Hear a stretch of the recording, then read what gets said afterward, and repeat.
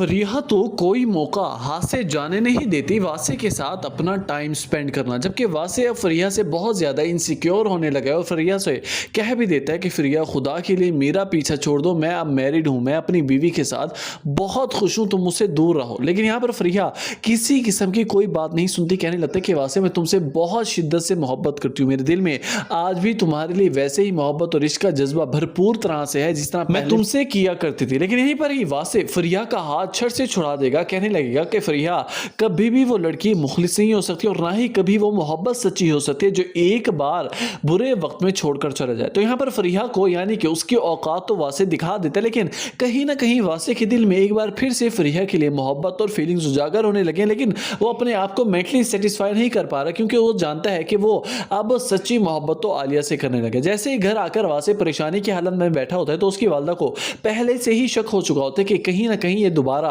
फरीहा से मुलाकात करता फिर रहा तो नहीं है। तो यहाँ पर वासे को उसकी वालदा कहने लगेंगी कि वासे मुझे ये बताओ तुम्हारी आखिरी मुलाकात फरीहा से कब हुई। तो ये यहाँ से ये बात सुनते ही वासे के तो जैसे पांव तले से जमीन ही खिसक गई, उसे ये शक पड़ने लग जाता है कि कहीं अम्मा को सब कुछ पता चल तो नहीं गया कि फरीहा बार बार मुझसे मिलने की कोशिश करे। तो यहाँ पर वासे कहने लगेगा कि क्या मतलब है अम्मा आपकी इस बात का, फरीहा से अब भला मेरा क्या ताल्लुक वास्ता है, मैं तो अब उसकी शक्ल भी नहीं देखना चाहता, मुलाकातें तो बहुत दूर की बात है, लेकिन आपने ये क्यों पूछा। तो यहाँ पर वासे की वालदा कहने लगेगी कि नहीं मैंने तो बस वैसे ही तुमसे पूछा कि कहीं मुझे लगा शायद भी फरीहा से राब्ते में ना हो। तो वहीं दूसरी तरफ आप देखेंगे कि फिजा को तो बहुत अच्छे से पता चल चुका है कि अकरम का ये घटिया दोस्त गंदी सोच का मालिक है, जो गंदी नजरों से मुझे देखता है और बहुत ही खतरनाक इरादे हैं। अकरम से कहने भी लगते कि मुझे वो लड़का बिल्कुल भी ठीक नहीं लगा, तुम नहीं जानते वो कितनी घटिया नजरों से मेरी तरफ देखता है, मैं तो बहुत ज्यादा इनसिक्योर हूं और मैं दोबारा उससे कभी मिलना भी नहीं चाहती। ये बात अकरम को बहुत ज्यादा बुरी लगती है, क्योंकि वो अपने दोस्त पर पूरा एतमाद रखता है।